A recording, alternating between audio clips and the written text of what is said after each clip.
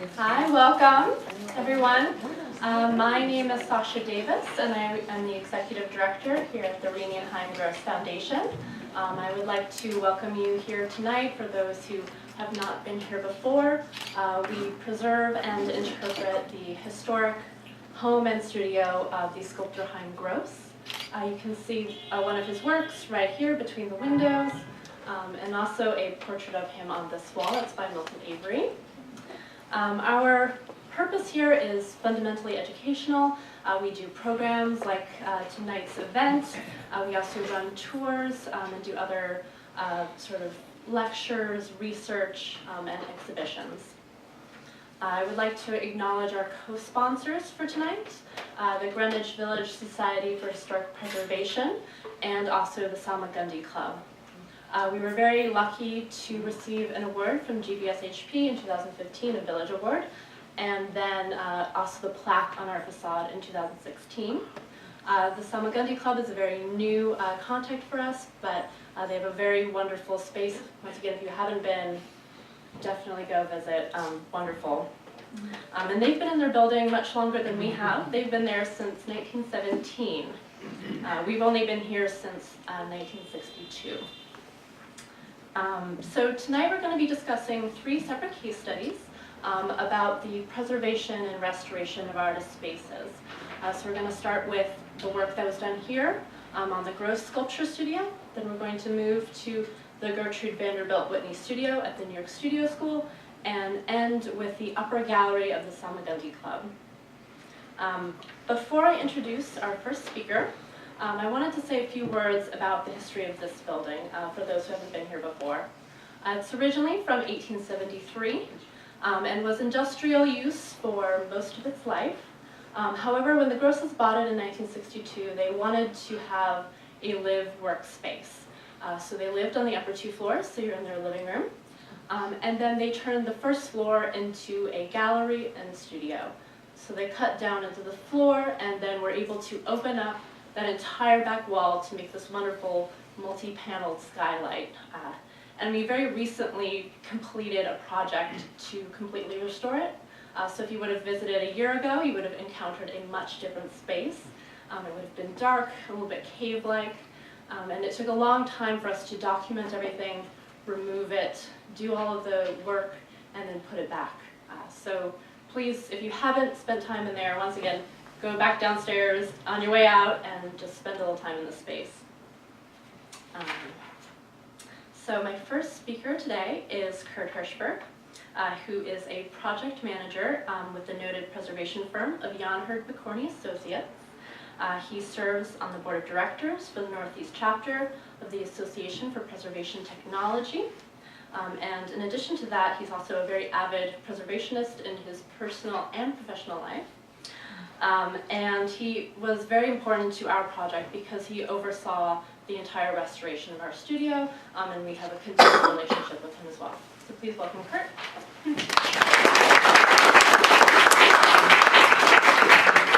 Thank you very much. Water holds an important role in the germination of life. Water, specifically the damaging infiltration of water, was a key element in breathing new life into Chaim Gross's studio. In the fall of '26, Sasha had contacted me through making connections at the Addingham program to come down here and try to track water infiltration that was coming in and damaging the plaster surrounding the skylight. We did a brief infrared camera investigation to try to track down the leakage, and we immediately confirmed, yes, the skylight is leaking, but we also confirmed that basically everything around the skylight was leaking. Clearly we knew going in that a full conditions assessment was in order and it needed to be done sooner rather than later. The glazing seals had failed throughout the skylight. One section of glass had been replaced with plywood when it broke. Several other panes of glass had been patched with tar mastic to deal with leakage. And over time, layers of water staining, dust, and debris had gotten in between the 2 layers of glass, and virtually, I would say about 70 to 80% of the daylight that would normally have come through was obscured. The interior wood soffit at the base of the skylight was almost completely rotted. There were 2 sections that were actually falling off of the wall.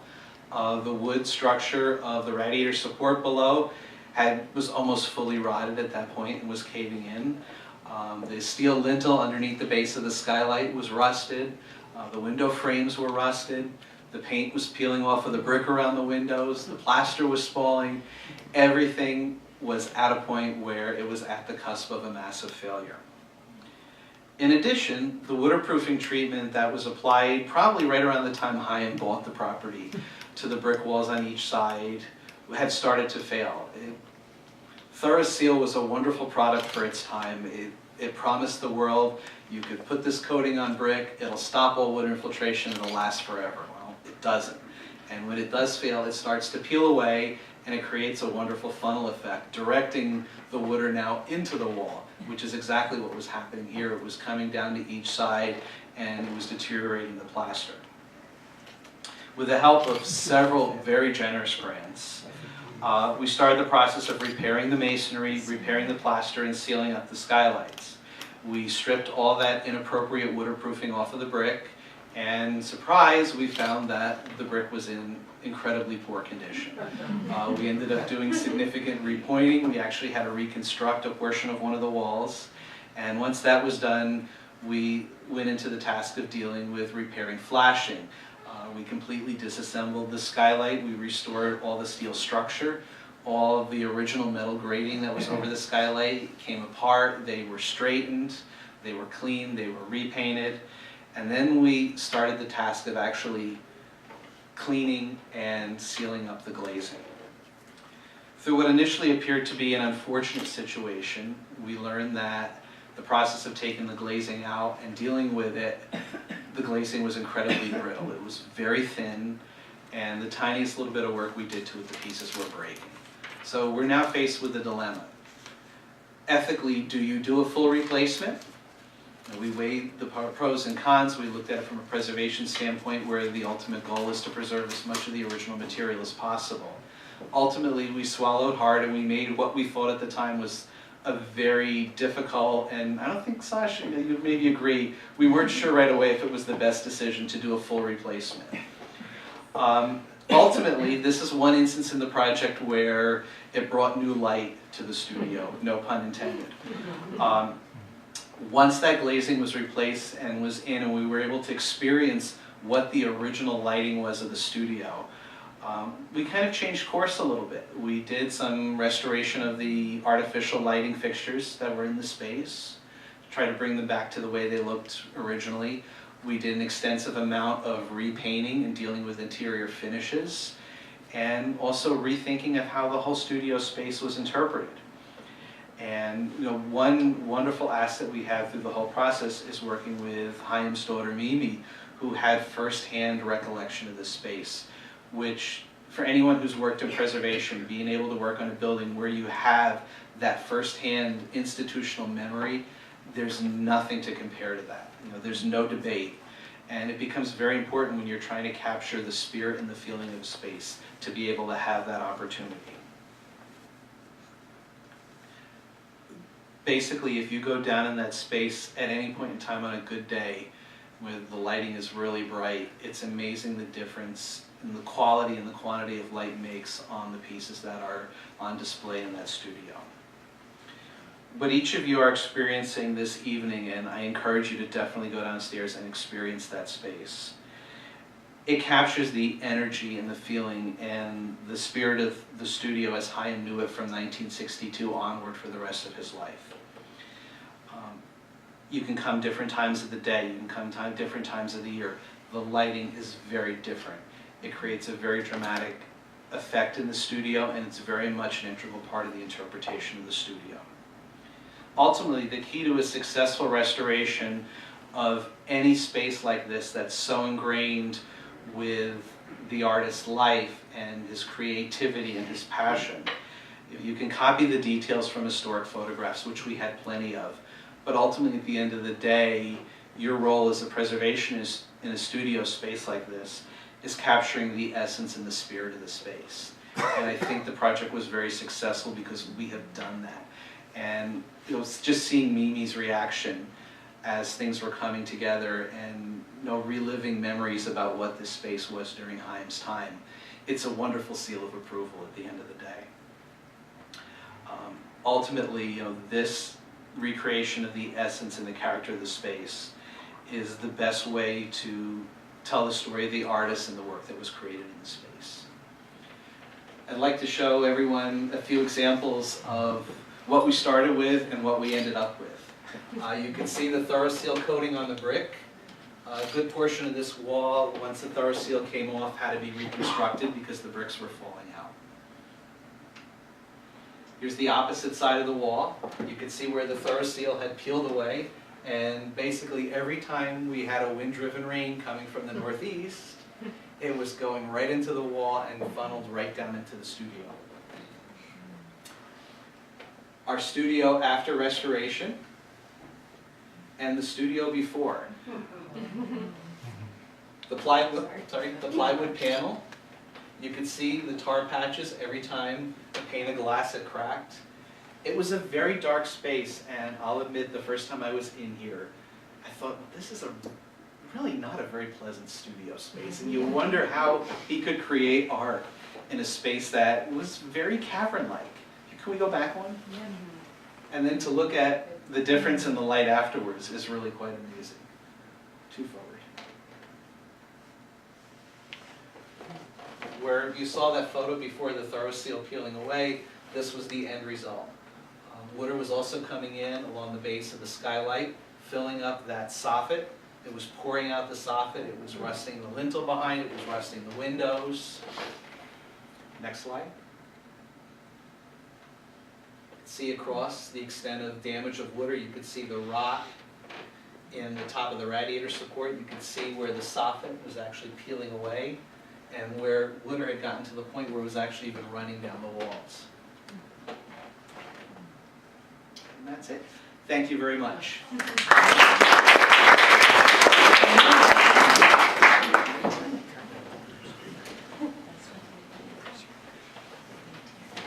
You know, it's funny for me, I'm so used to seeing the new, beautiful, bright version that seeing the photos is actually terrifying, and to think that I would see it like that every day and didn't think about it at all. It's kind of shocking.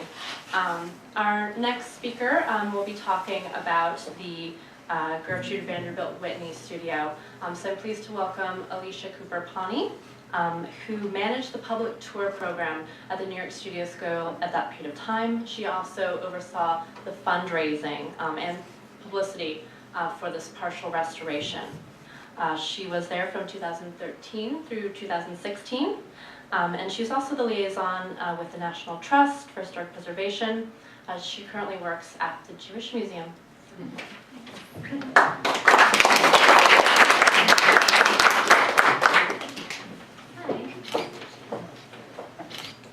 This is the Gertrude Vanderbilt Whitney studio, which I hope many of you know. We were able to do a partial restoration of the floors and the original brick walls. On the left you can kind of see the before picture, and then there's an after picture on the right. So as many of you probably know, the Whitney Studio is located within the larger complex of the New York Studio School. It's been an active art school in the building since 1964 on West 8th Street. It's comprised of 4 townhouses along 8th Street and then 4 carriage houses along McDougal Alley. The studio now is currently used as part of the school. They hold art history lectures in there, and they have events and dinners. They have painting critiques after their drawing marathons and painting marathons. It's really a multi-purpose space.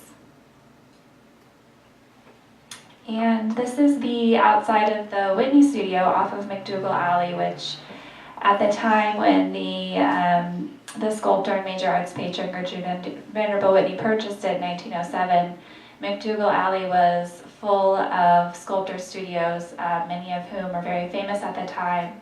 Daniel Chester French was one of her teachers, which is why she came down there and bought the carriage house right next to him and restored it, or renovated it into being her studio. And I think a lot of people, when I started this project, I certainly didn't know as much of the history about Gertrude, but she was a very famous sculptor for her time, as well as being this major benefactor for living artists, and eventually the founder of the Whitney Museum of American Art. And one of her close friends was named Robert Winthrop Chandler. He was this beloved artist of the time, mostly known for his decorative screens, many of which were shown in the 1913 Armory show that happened in New York City. He was very bohemian, eccentric character, super interesting to read about. All of his scenes are like these beautiful, fantastical animals and creatures and landscapes, as you'll see. Gertrude commissioned Robert Chandler to decorate her studio. She decided to purchase the adjoining carriage house and work there on her sculpture, and she was going to decorate the Whitney studio and turn it into more of a salon and gallery. And at the time, it was 1918, Robert Chandler worked on the decoration for the next 5 years, and then he, as Gertrude was kind of going back and forth to and from Europe, she wasn't really around, so he would keep her updated on correspondence, but she had no idea to what extent he actually made this decoration. He completely covered the ceiling of the studio, which is about 60 by 40 inches with 20-foot high ceilings, with a plaster relief mural, the center of which is this shining sun, and then as it continues outwards, there's all these figures of lizards and angels and clouds and planets and stars. It's absolutely beautiful. Originally, it was a polychrome color palette, and at some point in time, which is often argued about at the studio school, and we don't really know when it happened, it was painted over white. And there have been conservation studies done, taking test samples from the ceiling and kind of guessing, okay, I think it had this pastel colors palette and lots of different colors, and it must have been a totally psychedelic experience to look at it. Chandler was very experimental in his paintings and in his installations. This is one of the Whitney studio is one of the few surviving examples of his installations. The others, conservation-wise, haven't really held up, so maybe that's why they eventually had to paint it over white. We don't know.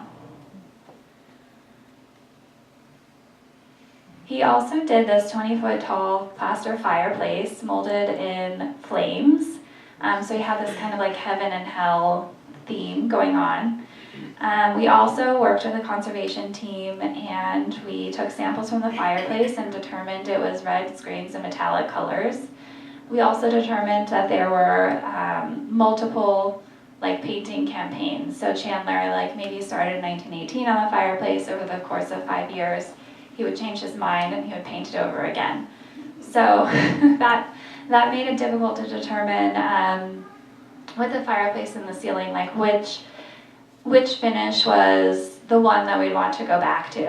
Also, he used a lot of different materials, and not all of them held up in the conservation long term, making the two works very fragile. So it took us some time and some strategic partnerships with the World Monuments Fund and with students from University of Pennsylvania, one of whom did our dissertation on the Whitney studio, as well as students from Institute of Fine Arts, Columbia University, and we worked with Jablonski Building Associates on this historical research and conservation research. And Jablonski Associates was students from, I believe they're from Columbia. She did a square-foot fireplace reveal. So they basically scraped down to the original Chandler finishes on the fireplace, and they determined that he had used a bronzing powder over his finishes that had then oxidized and turned green. You can't see it as well in this picture here, but if you are in the Whitney studio, which is open for visitors, you have to make an appointment.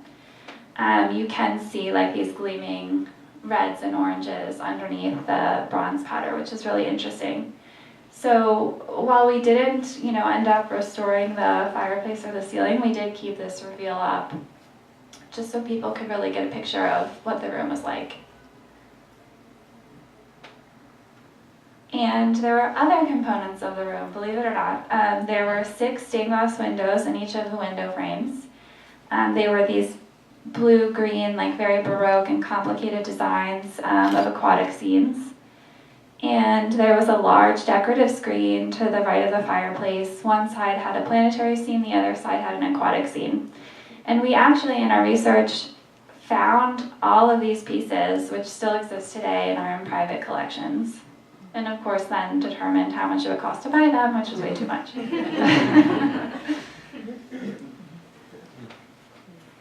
So what we were able to accomplish in this project, which took, it's still ongoing and it's taken many, many years, is one of the main things is that we found a photograph of the Whitney studio from around 1928, which was important because, while it sounds like this studio had a lot of documentation as someone who was alive, while Chaim Gross was alive and working here, Gertrude Vanderbilt Whitney was very private about her studio space. And she was a celebrity and she was always being written about in the papers, so she didn't want anyone to photograph her private space. So it was very difficult to find original pictures. This is actually the only one that we found. And it made us hesitate, again, to push forward with the restoration of the fireplace and the ceiling. We are also amazingly able to identify all the additional Chandler components, the windows and the screen. And we partnered with a lot of nonprofits because we had no expertise in conservation, had no equipment, so we brought a lot of people in from the outside to help us. In 2012, we had a status on the World Monuments Fund watch list, and then in 2014, the Whitney Studio was named a National Treasure, which helped us have a strategic partnership with the National Trust for Historic Preservation, which led to interpretive materials and the development of a public tour program. And that also led to the timing of the opening of the new Whitney Museum location on the High Line. And so we leveraged that and were able to publicize the original Whitney Studio and get coverage in the Times and other places. So ultimately, physically, this led to a restoration of the brick and the floors, and hopefully in the future, more to come. I think that future challenges would probably be, having additional documentation, like photographs of the space, figuring out the safe way to restore Chandler's work and at which point to go back to. Obviously, funding is always a need for a nonprofit, and the fact that I think makes the Whitney Studio unique is that it's still in an active art school and still very much useful by that school. So how to continue its usefulness to the school while at the same time increasing access to the public and preserving the space. And that's it. Thanks for listening.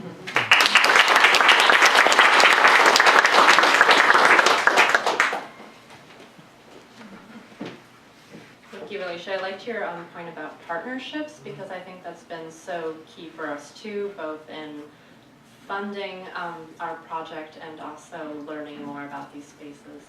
Which kind of brings me to one of our next speakers, Carl Culbreth, who is the president and founder of Preserve Inc.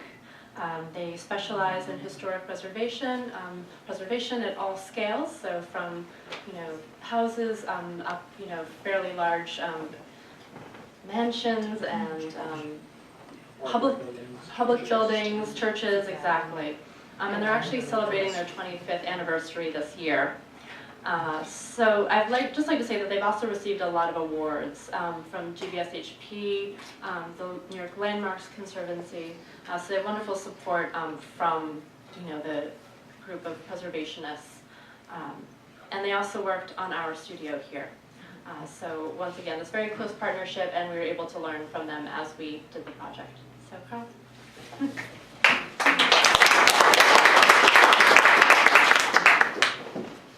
So I'm going to be talking about an exhibition space, not a studio space, which is the main gallery at the Salmagundi Club. We're building contractors, so we're fortunate that usually we get the project handed to us after firms like yours and others do all the hard work and all the history, and we just get to take all the glory by doing all that. This project we started in the spring of 2013. Contract was awarded in August and then finished about a year later. We worked with Eastern Architects along with Beck Engineering and Renfro for lighting that went in here. Our efforts, you're fortunate tonight to have Francine Morales here, who is a project assistant, who's one of our employees, and also Mike Stallmeyer's here tonight, who was the one who did the skylight downstairs. So if you have any questions, technical questions, you can ask them. I just get to stand up front. Okay, so next, please.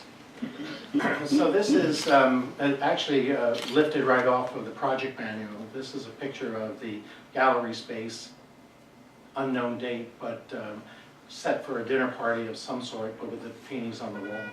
But you can see the cove ceiling and the ley light skylight above. It used to have a monitor skylight, which is like a sawtooth skylight that would let the light in.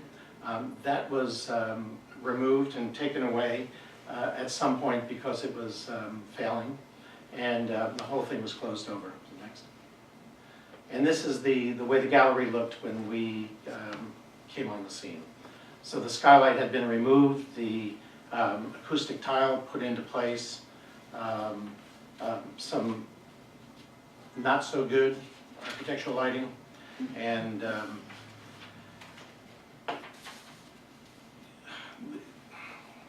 they're a good client. I don't want to say too much.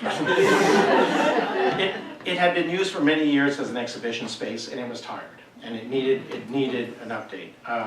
The walls were covered with a carpet-like material, and mounting pictures on the wall with nails for 20, 30, 40, 50 years turned the walls behind it into basically splinters, just mush. So there was a lot of nice things that we discovered as we went along. The flooring was warped. The pitch of the floor was 3 inches off from one end to the other. So it really needed some work. So this is your before. And looking up at the former areas, an acoustic tile up there, a lighting system that didn't really work and was kind of scary in terms of exposed wiring and what have you. Yeah, please, next. So we set to work. We gutted the space, ripped out the floors, ripped out the ceiling, and this is the gallery, and the main gallery, and a little bit of an anteroom in the front with a very nice decorative plaster ceiling that needed some restoration as well. So we set about the restoration of that ceiling, taking the walls down, exposing the brick walls, and setting about the task of creating a ley light, an illuminated ley light to replicate the old skylight that was there. So a little bit about the process. A project like this that goes on for a very long time requires a lot of coordination and a lot of meetings. And that's Jim next to me there who ran the project. And the reason I threw this picture in there, you'll see those 3 holes up top. There was a lovely curved ceiling. And the plan was to put all the electrical for the lighting and all the HVAC upgrades in that cove. Well, it turned out when we poked holes in it, there's just no way to get it in there because of all the ribbing and the fact that it was in bad shape. So it had to be removed. And then we could run all of our mechanicals in there and then build a new cove and put it back up. So that's what you're going to see. The walls have been framed out. The ceiling is yet to be done. Next. But because of all the years, this is the roof structure that's above where the gallery is. It was failing. The parapet walls had to be rebuilt. The roof had to be reframed. Where they framed out where the old skylight was needed to be replaced. And of course, we started in September and we got to the winter. And here we are in the middle of the winter, so what do? You build a teepee. This is a 20 by 30 foot teepee with heat inside. And which luckily we only had one snowstorm that people were out there pushing snow off as it's coming down. So next. And because there was this HVAC, this heating cooling component, there was a special designed device, cooling and heating device, very large, that had to be picked from 5th Avenue over the top of the building, and then dropped down here, which required a 200-foot crane to get it in there. We had to frame out the roof to accept this thing. It's about the size of a small school bus. I don't think most of the neighbors were happy to see this thing laying on the backside, but that's another story for another time. So now we're rebuilding that cove ceiling. We've gotten a lot of the ductwork for the HVAC, and you can see, like right here, it's very shady here, is the ductwork, and right here is the linear diffuser to get the air out of the system and then return back into the system. We've started to frame out the ceiling above, and if you go to the next slide, a little bit of the background in it. The ley light was designed by Lisa Easton, and it is it's a steel grid frame that supports wood millwork, which then supports a steel frame panels with lights with glass in them. So it's a fairly complex structure. So shop drawing and structural drawings and all the things that had to go in there were presented and approved and moved on. So next. So here you get a sense, kind of panorama sense of what's going on. The walls are now framed out, the carpet or the fabric is being put on. The ley light, the simulated ley light, is now being framed out and suspended from the new structural slab ceiling above it. And you can see here, this is something called Unistruct. It's almost like an erector set type of construction, but you can hang it from threaded rods and create a whole grid system. And then all of the ley light that you'll see later is attached to this. Cove's not quite in yet, working our way around. It was a very complicated process and a lot of area where we had to work in a very concentrated way. So there were almost 22 different vendors and contractors who worked there. We had to take turns sort of getting into different places. And here it is starting to come together. So as you know, you always run up against deadlines. Sometimes you push a deadline, and sometimes a new deadline is formed, and that gets pushed. But they had a big exhibit coming, and here we are finishing it while they're hanging the show. And the lighting system is really quite beautiful. The ley light has illumination up under it. It also has directional lighting in it, so you can light the space. We use a Lutron lighting system, which can be programmed, so you can push a button and you can have a lecture like this and just have a spotlight on the lectern. You can do all kind of great things. And then the perimeter lighting to light the art was really very good state-of-the-art museum quality lighting. So here we are sort of pushing towards the end. And that's the gallery now as it existed, at least when we finished. It still looks pretty good. It's a beautiful space, and we tried, I think everyone's intent was to take a very nice historic environment and then take it and get it to a place where it was in this century with proper electricity and lighting and HVAC. And that's us. That's what we do. One of the things that I was struck by with each of your discussions about the projects was, even though we're talking about in some cases a workspace, a salon space, and an exhibition space, we're all concerned about light, right? So I'm just sort of curious if we can talk a little bit more about that and why is that so key for each of these projects? I think the interesting facet here at Gross is you have a combination of natural light and artificial light. And artificial light that was primarily installed in the 1960s and 70s, two periods that really were not known for good quality lighting. And one of the key elements of artificial lighting that's in the studio space is fluorescent light, which is just horrendous. And then you add in early acrylics that were all the rage at that time, that 50, 60 years later tend to turn yellow. So you have a very weird kind of greenish tint light in a space that was never intended to be that way. You'll see when you go down there now, we actually have acrylic that's the same color as the original, but one of the dialogues that we had back and forth, do you put very warm fluorescent light, which is available now, or put something like linear LEDs in there now that could replicate really good quality light? But at the end of the day, that's not what Chaim had in there. You know, what he had at his disposal was horrible blue fluorescent light. And there's a fine line of what makes a very nice, warm, welcoming space and being faithful to what the original intent of the space was. And I think there's always a little dialogue back and forth about combining both. Yeah, a good point. And in the club in Salmagundi, they had eliminated light. They took out the skylight completely, and the intent was to create that daylight with specialty lighting and specialty glass, and it's very successful. So it's to replicate that light that you were talking about.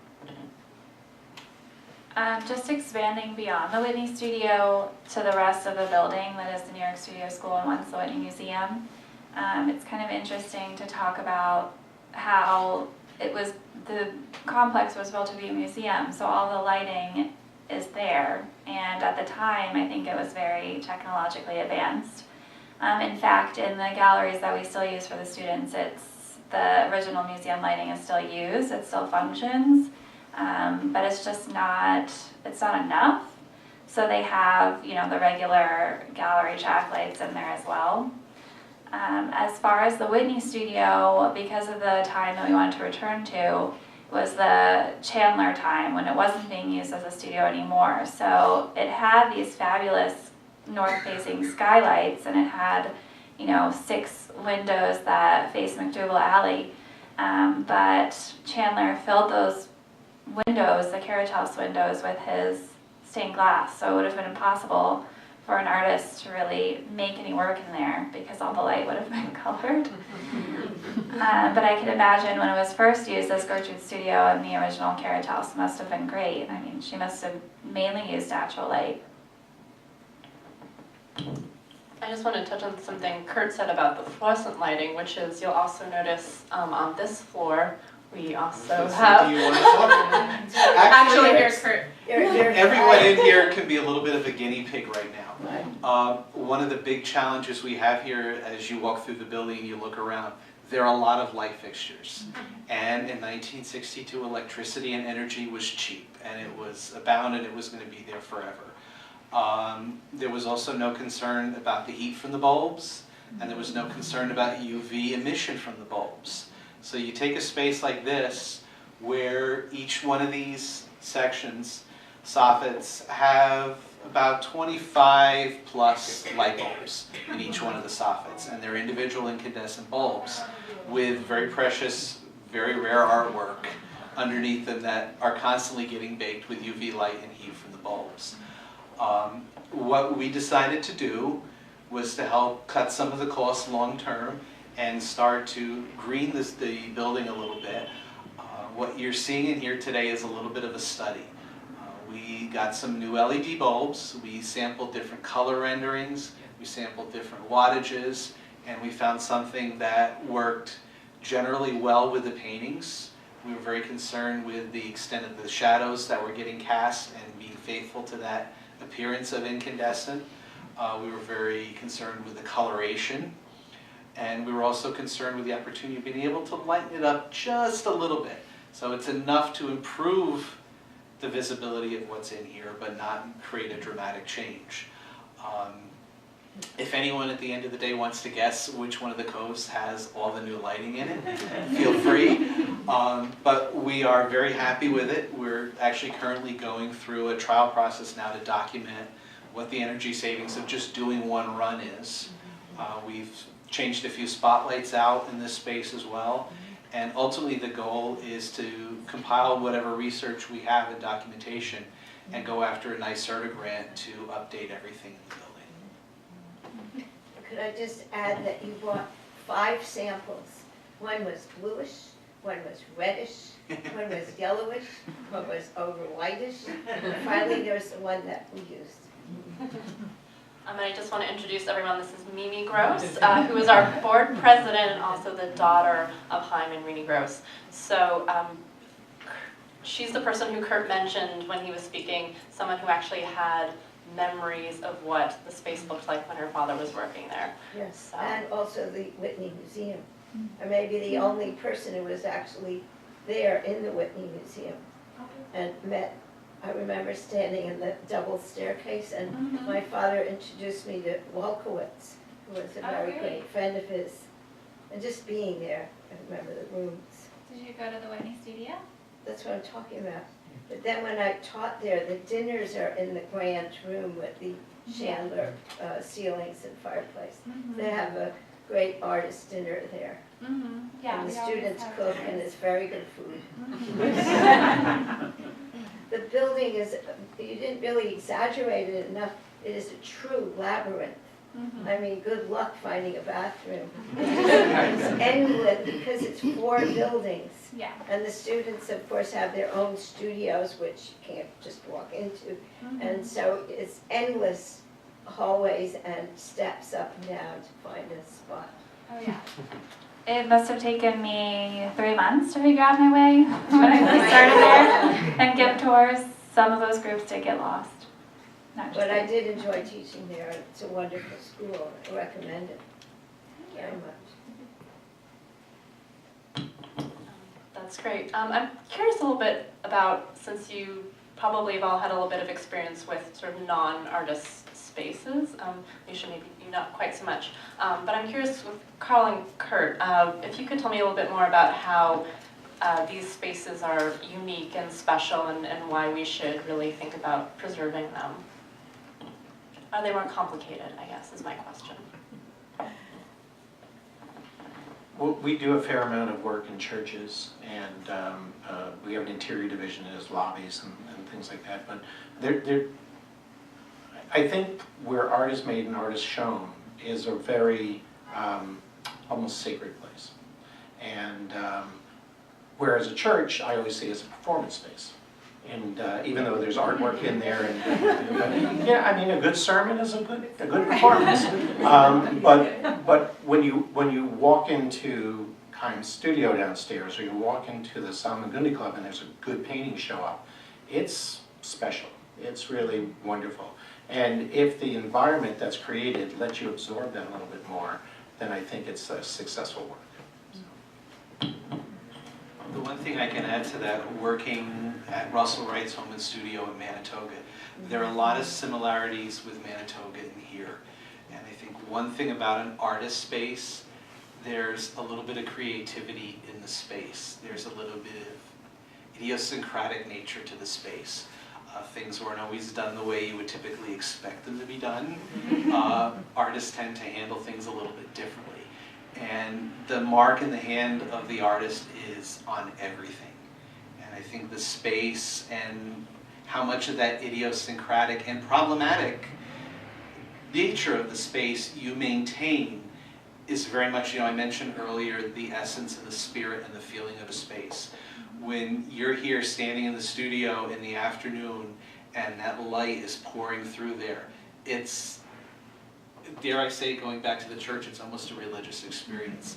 You have a very deep feeling in that space, and it's very hard to maintain that. And I think, again, going back to, you have to maintain that idiosyncratic nature and a lot of little oddities of it, and not whitewash it and make it perfect. It's the fine balance of when to stop. You did a splendid job. Well, what's so beautiful about downstairs too is as if the artist just went out for coffee. Yes. And all the tools are there. And everything that made a lot of that art is down there. And they're placed where he would have had them. And you really get the sense of how someone worked. I think that's rare, really, to have that kind of glimpse. There's also the meditation of the artist, any studio, artist working, and that brings this enormous spirit into a room. And that's why you feel that spirit as you enter any studio, as comes across. Definitely. Yes. Yes. By the way, did you mention about the floor, how it was covered with linoleum? I did not. If you haven't looked at the floor downstairs, you have to look at the floor. It Think is, of pink linoleum covering. without the pink linoleum, it's absolutely gorgeous. It is really amazing. It's a factory floor, that's what it is. It really is. Yeah. Yes, it's end grain, so it's also quite thick too. Chaim was thinking about the weight of his sculptures when he put that in. You know, it was very tolerant of, you know, tools and heavy sculptures, you know, many of which he was using these very, very hard woods. You know, sometimes a relatively sort of moderate sized sculpture would be 200 or 300 pounds. So just to give you a little bit of a context for that. Sorry, what type of floor did you say? I did see the floor, I didn't notice it. Yes, it's called end grain. So instead of the planks running horizontally, they're cut shorter and then turned vertically. So, you know, all... The giant causeway in Ireland. Yes. You also see like cutting boards sometimes that are, you know, I designed was that at way. the Scandinavian Institute, the floor of their gallery is like that. But they put urethane on it.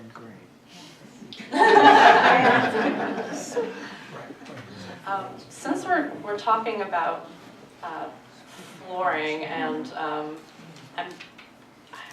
we didn't do too much of our flooring here. Well, we were lucky that there was not a lot of water damage.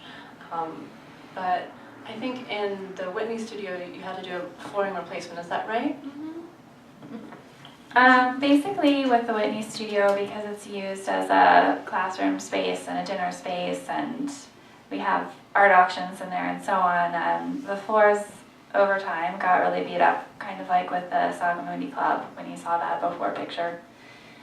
So it was really a matter of replacing some parts of the floor that just could not be salvaged, but trying to keep the original as much as we could.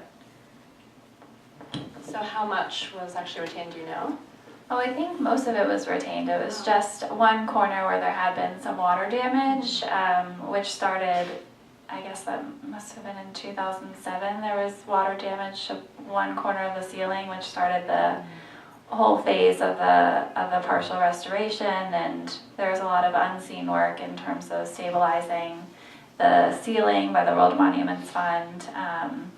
That was before I was there, it was right before, and that eventually evolved into the later stuff that I worked on. Excuse me, where are there other works by Chandler? That still exists. He did a pool at the Vizcaya Museum and Gardens in Florida.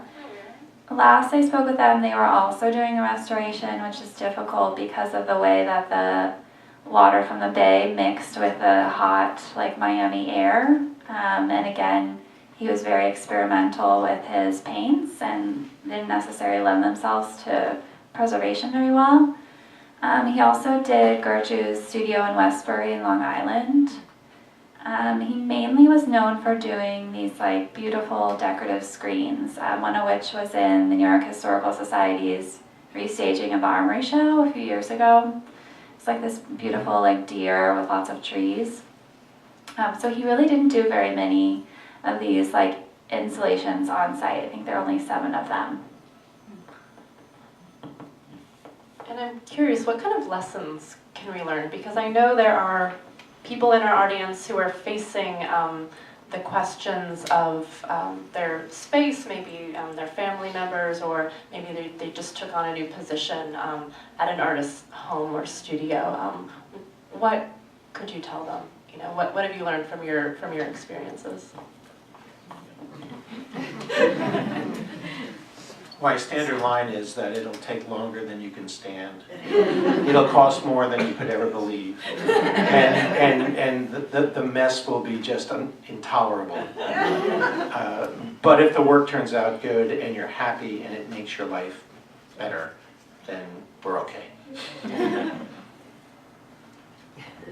The one thing I can add to that is, at the end of the day, yes, Carl is 1000% right on all points, but at the end of the day, nobody remembers all the little day-to-day headaches. When you walk into the space and you experience that magic of the space, it's all forgotten. The one thing I can say is documentation and research is critical, and understanding how the spaces evolved and why they evolved becomes an amazing part of the story that's often forgotten or not paid I think also the project just captures the imagination of the public and the inhabitants of the building so much, and it just captivates people. It's an amazing story of history coming to life, and that's such a rewarding experience to be able to share with your visitors. That's great. Do any of the panelists have questions for each other before I turn it over to the audience? I was wondering with the Salmagundi Club, were there like a lot of opinions and like arguments over the restoration? Yes. I'm going to hand this to Robert. This is Robert Pillsbury, who's Hi, I'm the client, and I'm the president of the Salmagundi Club. And I was president when Carl arrived to start this project. And my first task was to document all the art in the club. And we had to do condition reports on every painting, sculpture, piece of furniture, and it all went off-site and was stayed in the building and was shrink-wrapped. And then Carl came in and began the project. And the first day, I walked into the gallery and it had no ceiling, no walls, and there was a big pile in the middle of the room, and he mentioned that the next thing to go is the floor. And it is an amazing process to go through. But as an organization, we decided not to close the club during that year. So my slogan for that whole year was, there was no art in the house, anywhere, which is unnerving in that place for over 170 years. The thing that happened was we ran twice the club in half the space. So while he was upstairs working in shrink-wrapped plastic and you couldn't come in the front door, that was a construction door, we would go down under the stairs and all the club members would come and we'd have parties down in the bar. And my favorite story, I don't want to tell out of school, but this is my favorite story, is we were having a meeting of everybody in the bar, and it was a mid-project, and people were saying, where are we, how's it going? And so we were giving them a blow-by-blow of where we are, and then suddenly there was a massive rainstorm, and the scene between the gallery and the building, water was coming down through, in sheets of water into the bar, 3 stories down from the roof, where he had this big tent over the roof. Remember, we saw that in the slide. So we have a musician who's a member, and he sat down at the little piano in the bar and started playing all the show tunes related to rain. So we had Singing in the Rain, Dancing in the Rain, it was amazing. But these guys showed up in like moments later and sealed it up and it stopped. But it was just phenomenal. I forgot that. I will never forget. I have that dream once in a while. I wonder if this is going to ever happen again. The answer is no. But these guys did an incredible job at Salmagundi while we were working, and along with Lisa Easton with the design, and the cove that he built. It's like building a submarine. It was fabricated on the floor. I remember those days as it being just a phenomenal piece of work that they did. It's completely behind, all you see is this beautiful curve. And behind that is all the air conditioning and all the lighting and so forth. But it was a magnificent job that these guys did. And what he said about the scheduling, on April 1st at 12 noon, we had to turn it over to the American Watercolor Society, that they were hanging those paintings you saw. So I'm going, how is this going to happen? The scaffolding came down, they came in, and then the next day they had like a reception, and it was done. But I really congratulate you for the job well done and your team, and it was great working with you guys. Thank you. One more thing, I just want to mention something you had talked about earlier. I'm sorry to do this to you. You talked about this is an exhibition space. Far from it. Every single gallery in our club gets used as a studio. So there's like nighttime drawing classes, and the lighting that is in that room. Part of what the lighting group did, the Renfro group, is they asked us what we use these rooms for. And they set up the lighting so we can have lighting that comes down through Carl's ceiling that lights the model and then gives daylight to everybody in the room who's drawing. And it's 10 o'clock at night. So we use these rooms, all the time for exhaustive workshops. We have painting contests in there with 100 artists painting and models everywhere. And it's really a working space, and it's a working group of artists as well as a social club. And thank you again. He's one of my classmates.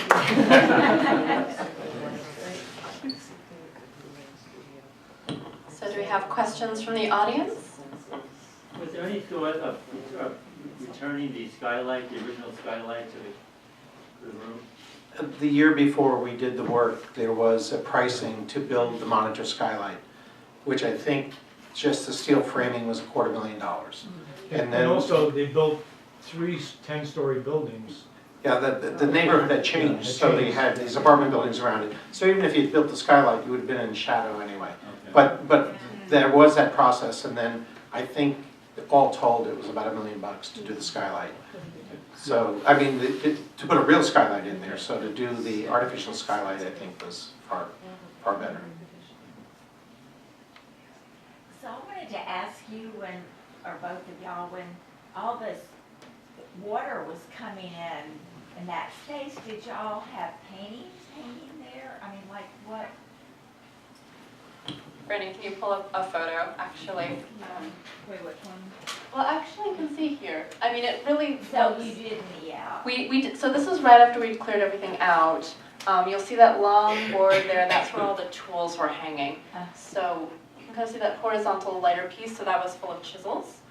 So there are no paintings, but there was art, in that there was finished sculptures. There's that one. Okay. A lot of finished sculptures, as you can see. Materials, so unused blocks of hardwood, boxes of old plaster. I mean, it's just the quantity of materials down in that studio is quite a lot. So once we realized that we were actually having water dripping on that back wall, we started the process of taking things out. The one thing I'd like to add, what terrified me the first time I was in here were the chisels. And the fact that his tools were there in an environment that was so bad for that type of a tool. It was terrifying. But that's where they always were. So I wanted to ask about the remediation that obviously you must have had to do. If there was so much water damage, was there mold? There actually was not that much. Yeah. It was a little bit, but not much. Really? Yeah, we really... Just efflorescence, just Yeah. little salts Yes. and what have you, but not So, nothing. sorry? Efflorescent salts that come through the masonry with the water, but it wasn't that bad. No. Which is kind of shocking, really, because I have a feeling that it was going on for much longer than we were aware of. And if you've ever seen the efflorescence, it's, kind of almost like cauliflower kind of coming out of your wall, and the paint starts peeling away, and it looks terrible. But the team really did a great job of scraping all the way back down to the brick, and then completely refinishing it. And we didn't lose any of our materials or any art objects to water damage, which is incredible. Nothing had lasting damage. Everything was okay. Is that the wall that had the long lithograph? Yes. Is it Tanya Grossman lithograph, the only one that I did? It's like 6 feet long, or vertical, but it wasn't destroyed. So there you have it. Another question? Was the building used or occupied between 1991 and the beginning of the project? Yes. Yes, we were actually actively using it, sort of in the way you're experiencing it now. So we had lectures, tours, it was very active. Actually, our prior director, who started in 2009, Susan Fisher, she's the one who actually kind of helped open up this floor. Renee Gross was very smart in that she got people going down to the first floor, seeing Chaim's workspace, and then transformed the second floor, which had been rented out, into an exhibition space. However, she was living up on this floor, so we could not use it for public programming. But I think I had the worst moment realizing that we had a problem with the studio, in that I was downstairs in the studio in the middle of a tour, and a rainstorm started, and I kind of turned around and saw the water dripping. And that was kind of like that moment for me that I was like, okay, we need to address this immediately. So it really was an emergency at that point. And to go on with the tours, I continued the tour, the show must go on. Sasha, actually, it wasn't open to the public here, but there were tour groups that came and would come to this floor. Not to the fourth floor, but this floor. Your mother did that? Yeah. Wow, I didn't know that. And she ran through what things were in the speed of lightning. This little, and people were going like this. But she was very happy to have the tours. It's wonderful. You mentioned prior to this being a residential space that it was an industrial space. Is somewhat evident by the ceilings here and the layout. Do you know what the space was used as before they moved in? It was industrial art storage and moving right before the Grosses purchased it. So a company called Berkeley Express, and Chaim actually did use them. I think that was the original connection. But Mimi actually knows the history a little bit better than I do, but I know at one time it was a hat factory. I don't know that part. Yeah, but had many different eras. My of use. brother found a Jacob Riis photograph of this building in 1912, is it? With Yes. a little girl with her basket with a loaf of bread in the basket. A little factory girl walking by. Really great photo of this front. So originally the columns were not in the front, but they're decorative columns. They're not, as in Soho and Tribeca, they're not supporting columns. And there was not an elevator, but a hole that went through where the table is in the back. It was a cut hole like of 4 by 4 feet and a platform with a rope and a pulley to go up and down stairs, which scared the daylights out of me. Did you ever use it? Yes. You did? With my father, I didn't use it alone.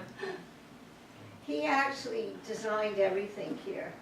He had a good deal buying the place, but then he made a bad deal with an architect who was the brother-in-law of one of his students and good friends, and this architect disappeared.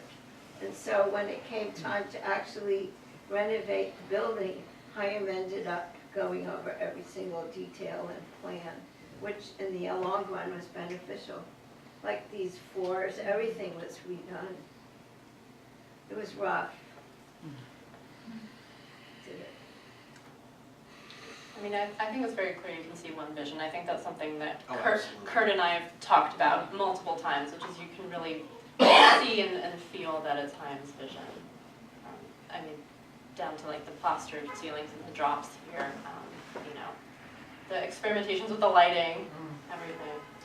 You had mentioned the ceilings. What you actually see here is all suspended drop ceiling. It's all chicken wire mesh with a plaster skin coat on it. It's original from his time, but it's a lot. It's a creative amalgam of a lot of things up there. It's quite interesting. Did you figure out it was cut plywood? It's plywood and chicken wire and some metal strapping here and there. One thing that is interesting looking at it, the north and the east rather and west ends have no lighting in them, and it seems like, I don't know why, it seems to have been... You had thought there might have been a plan for fluorescent lighting. Absolutely, and we couldn't find any traces of anything up there. Right. And these little cabinets here, they were original to the homeowner as well? Yes, Chaim does it as well too. So the glass fronting would have been added later. He wouldn't have had need for that previously. But the wall that has the gold weights, he did plan that. Yes. That was where it was kind of open. Yeah, and that's in the dining room. So if you haven't been in the dining room yet, make sure you do at the end. And then I did see one other hand. Sarah, did you have a question? I did. Were there plans or anything existing from when the skylight was put in here? We found them, actually. Mimi had them. It was sort of a miracle. Yeah. Yeah, we have the original blueprints, and I'm we guessing were that was lucky. helpful with doing some of the work on it. Yes. Yes and no. Well, A little bit. Yes and no. we did. They, Make enough. they're not overly detailed. And I think that goes back to the discussion of the relationship he had with that architect. You could tell the process was started and it stopped. And it stopped just at the point where things would have started to become advanced and be detailed. So a lot of what we were doing here was taking it apart and figuring out how things went together. No, basically, he signed it off. No, Yeah. I don't know what he did. Any other questions? Yes. I regret that I didn't come earlier because this is a very fascinating story. If this building or any interior of it is on the New York State Register of Historic Places, then there would be funding from foundations from the state itself that would be helpful toward renovation and upgrades for ADA compliance and, elevators and lighting. So I just wondered about that. That's a wonderful point, and you're absolutely right. We're not on the register yet. I won't say too much more about it, but that's something that's on the horizon. But you were able to raise the funds nevertheless? Yes, so we were very lucky in doing the Skylight project. We had 2 extremely generous grants, one from the New York Landmarks Conservancy, Emergency Preservation Grant, and then also from the New York City Landmarks Preservation Commission. We also had a lot of individual donors, and we did put in some money from the foundation's budget as well. But I would have to say that without the support of these organizations, we wouldn't have been able to do it and do it in such a sensitive job with, the best people. And I really want to sort of underline that we really worked with people who took the time to understand Chaim, understand the work, and understand the building, and how important that really was. An interesting note to add on funding. Sometimes when you work on a project, you can tell things are meant to be because they fall into place very nicely. I think, how many, was it maybe about 2.5, 3 weeks after we made the decision on the glass? And it was a sizable expense to go through and do the full replacement on the glass. It was such a big decision. But we knew that it was a safety issue. We knew that it really had to be done for the longevity, but we knew we were also going to be scrambling money to make sure that we could fund it. It was just that time that the Landmarks Commission grant came in, we finally heard, and we had written it off because it took so long to hear about it. And I think it was all but $100 of the cost of replacing the glass, so it was the right timing and the exact right amount. You couldn't plan it any better. We also sold him Max Ertz painting. To our Bella endowment, yes. If I may. Yes. Well, thank you. Well, one other resource that I've heard about on and off over the years is the International Fund for Jewish Monuments. Something like that. There is such an entity around, because they've donated money granted money to synagogues for preservation. I don't know if that's their, purview primarily. But that leads my original question. I'm Lisbon Orthodox, and I see a lot of Judaica in his work, and I see a mezuzah on the front door. And I'm wondering if you have a Lubavitcher Chassid that comes every 7 years, as they will do, to check on the kosherness of the mezuzah. My brother is Lubavitcher. Oh, great. Just back it up. But so we're in a kosher mezuzah environment. You're in a kosher environment. A kosher environment, period. And I didn't, if we're regressing and going back to what was already discussed, as far as how much of a Jewish lifestyle, or how would you define Chaim Gross's Jewish identity and affiliation? That's a big question, but a very valid one, and it's very genuine, because his identity as a Jewish person was extremely important to him, and as a community person, it was very important, because he was absolutely, for decades, generous to the Jewish community of both the birth of Israel and going to Israel, contributing to Israel as well as here. I mean, all the organizations he was part of. And in terms of his personal practice, to say a horrible word, I would say that he was born into an Orthodox family, but when he came to America, he actually broke away from that, went to art school, which doing figures was against the rules. But as he became older, and my brother was very religious, they became close, and he became closer to his origins. But he never was a practicing Orthodox person. He loved the visual aspects. He did, portray the holidays, and there's books of his work of the holidays from watercolors, and as well as he had several synagogue commissions, including JFK Airport Synagogue and several in New York, to give you some summary. Thank you. Was he friends with the artist Mark Chagall? Yes, friends, I don't know what great friends, but they did know each other and visited each other, yes. Thank you. All right. I So have we one have- more Oh, yes, go ahead. What was it like living here in the 60s? I didn't live here. Oh, you didn't live here? No, but I lived nearby, and I Uh-huh. was here during the 60s. Uh-huh. My favorite line about that is from my father, who spent a year and a half getting this building together Mhm. while working at another studio and living uptown where I grew up. Mhm. And he, he came here every day, and then he'd go home. Uh-huh. And finally they moved. And he took a walk on McDougal Street on his first Saturday night. He said he couldn't believe it. For me, of course, it was cool. So when did your... And when I did- worked at the Circle in the Square Theater a little Oh. bit, and the Bitter End Theater, Right. doing sets and stuff. So when did they move into this space? So I think 63, 1963. And that was after, as Mimi said, the year and a half, worth of renovations to turn it into what you see today. I'm connecting a little bit after 63. Lindsay was mayor 66 to 68. I think he served 2 terms, so it might have been 64 to 68, and I don't know the exact dates, but he was clearly a promoter of the arts, and his administration really moved the city forward and created mechanisms and infrastructures for artist funding, and I'm wondering if there's a relationship there.